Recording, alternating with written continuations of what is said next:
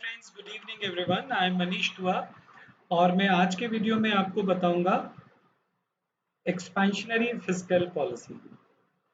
Expansionary fiscal policy हमारे CA inter के economics और फाइनेंस में एक चैप्टर है, फिस्कल पॉलिसी के अंदर से लिया गया है। ये कॉन्सेप्ट बहुत ही इंटरेस्टिंग है और क्या है ये कॉन्सेप्ट, इसको हम जल्दी ही शुरू करते हैं इस वीडियो में। लेकिन वीडियो को शुरू करने से पहले आपको ये बता देते हैं कि अनअकैडमी पर हमारी सीए इंटर की क्लासेस बहुत ज़बरदस्त चल रही हैं। तो जिन बच्चों ने अभी तक सक्षम बैच एंजॉय नहीं करा है, ज्वाइन नहीं करा है, एंजॉय नहीं करा है, तो सक्षम बैच को आप ज्वाइन करिए। सक्षम बैच में सभी एजुकेटर, टॉप मोस्ट एजुकेटर हर सब्जेक्ट को बड़ी ही बारीकी से, बड़ी ही डिटेल में पढ़ा रहे हैं। अगर आपने ज्वाइन नहीं करा है तो जल्दी ही ज्वाइन करिए और नया बैच भी शुरू होने वाला है, तो जल्दी जल्दी इस बैच को ज्वाइन कर लीजिए। देखिए, इस वीडियो में मैं आपको पढ़ाऊंगा expansionary fiscal policy. Expansionary fiscal policy. ना तो क्वेश्चन अराइजेस कि एक्सपेंशनरी फिस्कल पॉलिसी हम अपनाते कब हैं। देखिए, हम एक्सपेंशनरी फिजिकल पॉलिसी अपनाते हैं adapted when there is recession. जब इकोनॉमी में रिसेशन होता है तब हम इस पॉलिसी को अडॉप्ट करते हैं। अब सवाल उठता है कि सर रिसेशन क्या होता है। तो देखिए, मेरे पास यहाँ पर एक डायग्राम है। इस डायग्राम की मदद से मैं आपको एक्सपेंशनरी फिस्कल पॉलिसी बता रहा हूँ, तो जरा ध्यान से देखिएगा। ये मेरे पास एग्रीगेट डिमांड कर्व है और ये मेरे पास short run aggregate supply curve है। ठीक, एग्रीगेट डिमांड कर्व और एग्रीगेट सप्लाई कर्व यहाँ पर इंटरसेक्ट कर रहा है। So this is the equilibrium point and this is our national income. लेकिन हमारा जो long run average cost curve है वो यहाँ पर है और ये long run average cost curve ये सजेस्ट करता है कि अगर हम अपनी पूरी क्षमता का इस्तेमाल करेंगे तो हम इतनी इनकम जनरेट कर पाएंगे। ये मेरी फुल एम्प्लॉयमेंट इनकम है, फुल एम्प्लॉयमेंट इनकम।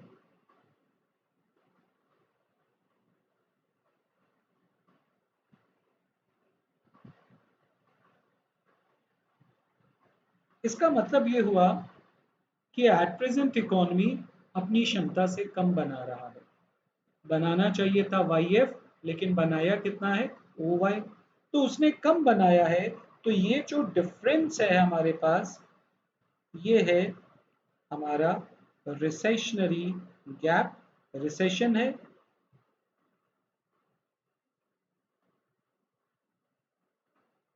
गैप।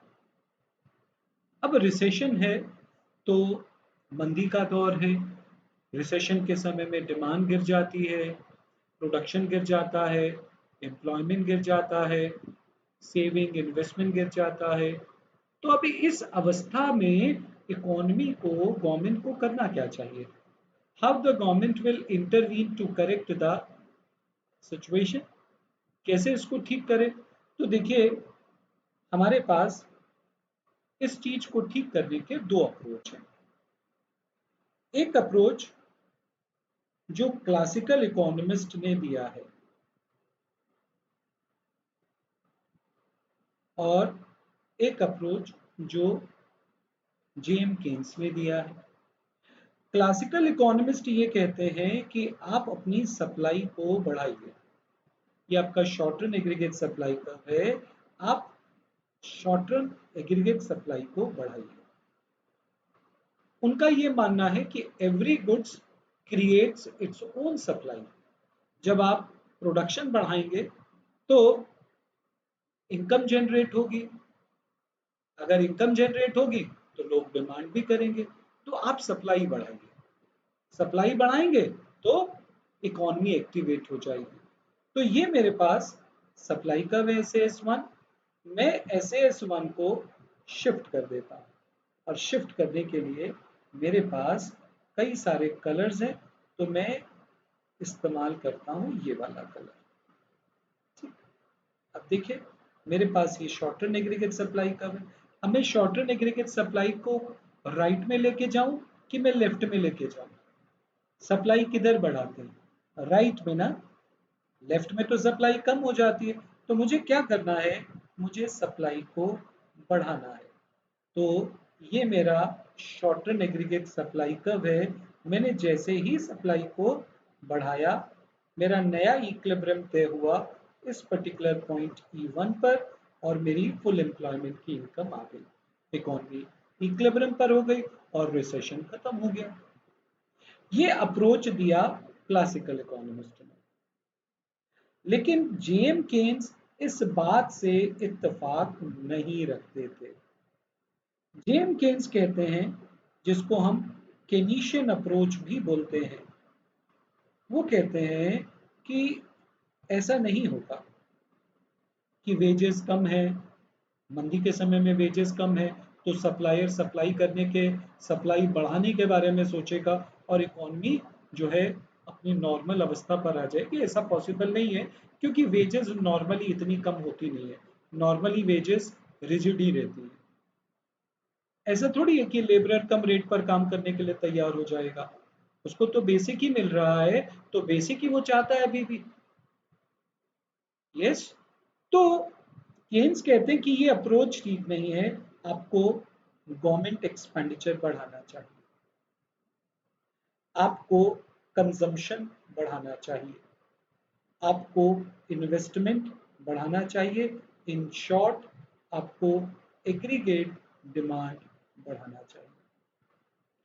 अगर मेरे को कंजम्पशन बढ़ाना है या मुझे इन्वेस्टमेंट बढ़ाना है, तो मुझे क्या करना होगा? मुझे टैक्सेस को कम करना होगा। जैसे ही टैक्सेस कम होंगे, इसका ड्यूअल इम्पैक्ट होगा। एक, personal disposable income house hold की बढ़ जाएगी, और पर्सनल डिस्पोजेबल इनकम जो है वो डिफाइन करता है आपके कंजम्पशन के लेवल को।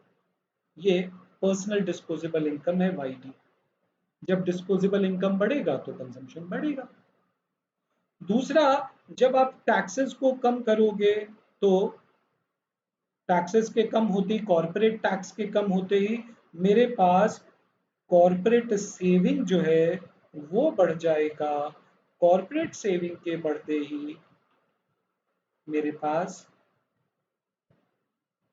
इन्वेस्टमेंट बढ़ जाएगा। इन्वेस्टमेंट बढ़ेगा, कंजम्पशन बढ़ा, इन्वेस्टमेंट बढ़ा, तो एग्रीगेट डिमांड बढ़ा। तो आपको एग्रीगेट डिमांड को बढ़ाना चाहिए। तो मैं यहाँ पर एग्रीगेट डिमांड को बढ़ाता हूँ। ये मेरे पास एग्रीगेट डिमांड कर्व है, और डिमांड को बढ़ाऊंगा तो राइट में ये मेरे पास डिमांड कर्व है, और मेरा इक्विलिब्रियम पॉइंट आ गया। मैं AD को ऐसे AD1 से AD2 राइट में लेकर आया। इस पर्टिकुलर पॉइंट पर मैं फुल एम्प्लॉयमेंट की इनकम को अटेन करता हूँ, और इकोनॉमी फिर से फुल एम्प्लॉयमेंट पर आ जाती है ना? आसान। देखो, इकोनॉमिक्स कॉन्सेप्ट्स सारे आसान हैं, लेकिन बात इस बात पर आकर के निर्भर करती है कि समझाने वाला कौन है, समझाया जा कैसे रहा है, कॉन्सेप्ट की क्लैरिटी कितनी है। ये सारी बातें हम अनअकैडमी पर आपको उपलब्ध कराते हैं। अनअकैडमी पर सभी एजुकेटर टॉप मोस्ट हैं। CA inter, CA final, CA foundation के हर एक एजुकेशनिस्ट, हर एक एजुकेटर बहुत ही माहिर हैं अपने सब्जेक्ट में। तो अगर आपने अनअकैडमी का बैच ज्वाइन करना है, तो आप बैच को ज्वाइन कर सकते हैं। सिर्फ ये वाला कोड यूज करेंगे तो आपको 10% का डिस्काउंट भी मिलेगा। तो मेरी इसी तरीके से वीडियो को एंजॉय करने के लिए मेरे चैनल को सब्सक्राइब कर लीजिए, लाइक करिए, आगे शेयर करिए, और अगर आपको मुझ में कोई कमी नज़र आती है तो बिना हेजिटेशन के कमेंट सेक्शन में मेरी कमियों को भी उजागर करें ताकि मैं अपने अंदर और सुधार कर सकूं। धन्यवाद। Good night to everyone. Take care of yourself.